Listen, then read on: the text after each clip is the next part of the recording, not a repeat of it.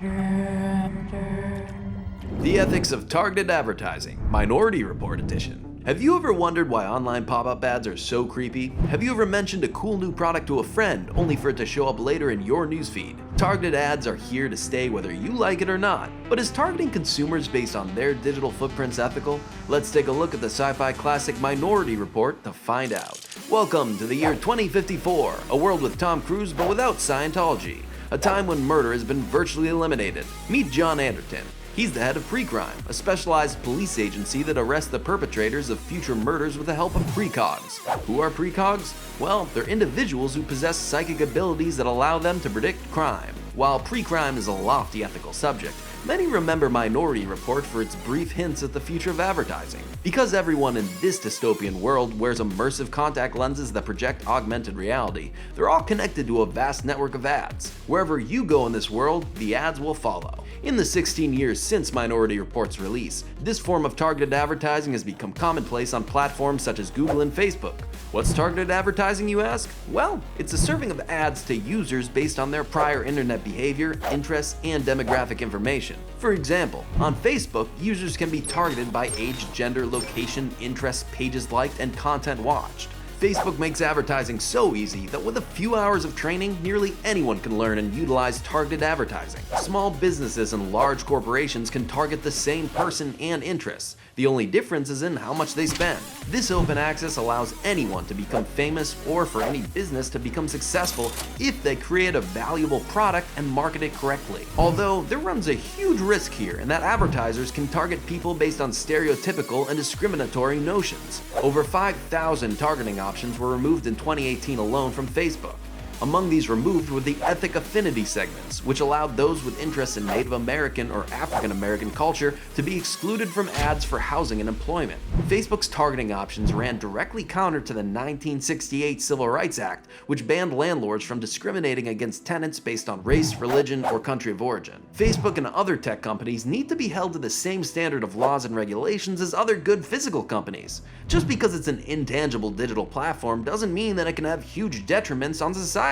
It's not that all advertisers want to actively discriminate. It's that they want to reach their goal numbers as efficiently and cost-effective as possible. It's human nature to take advantage. If boys were more likely to buy your new comic book and you only had a few $100s to spend, why target girls at all? Advertising to one's target demographic has been a staple of marketing for ages. It's now the government's responsibility to ensure that the players of the game follow the rules. Judging by Zuckerberg's track record, they'll have their work cut out for them. But that's not the only issue with targeted advertising. During the 2016 election cycle, Facebook's newsfeed was used to disseminate fake news and discredit political opponents. Russian trolls played on the fears and ignorance of the alt-right and far left to drum up political discord. Controversial posts were boosted and targeted at people based on their political leanings and locations. With enough cash and initiative, a huge amount of people were swayed.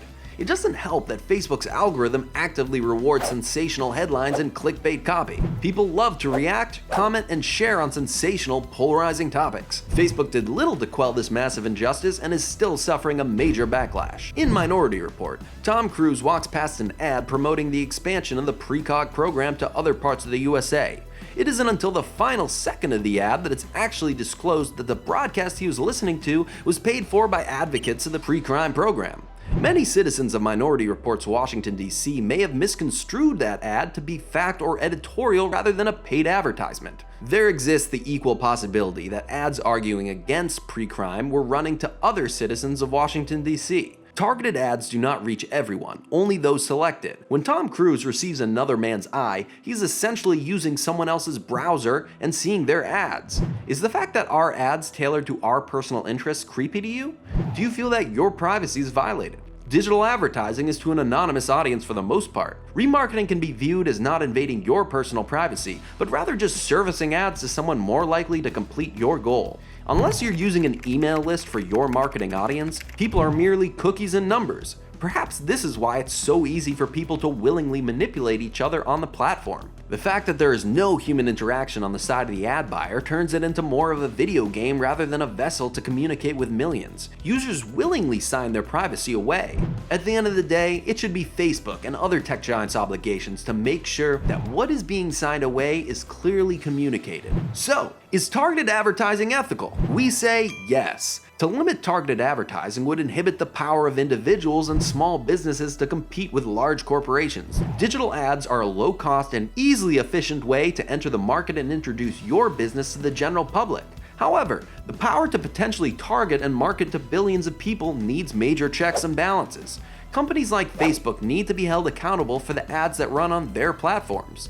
Social media has given everyone the power to potentially change the power balance of any community in an instant. Like Uncle Ben once said, great power requires great responsibility. If that responsibility isn't taken, then that platform shouldn't be allowed to run targeted ads. To sum it all up, algorithms are not the answer to our ethical dilemmas. Humans are. Tom Cruise proved this in Minority Report when he challenged the precog notion that he was a killer. If we rely on mutants and machines to control our advertisements and crime force, then bad people are bound to take advantage and manipulate. Some decisions must be made holistically and can't be divided into black or white options. Fortunately, intelligent people can also see in shades of gray. So, what do you think? Is targeted advertising ethical? Let us know in the comments below, click subscribe, and we'll see you soon.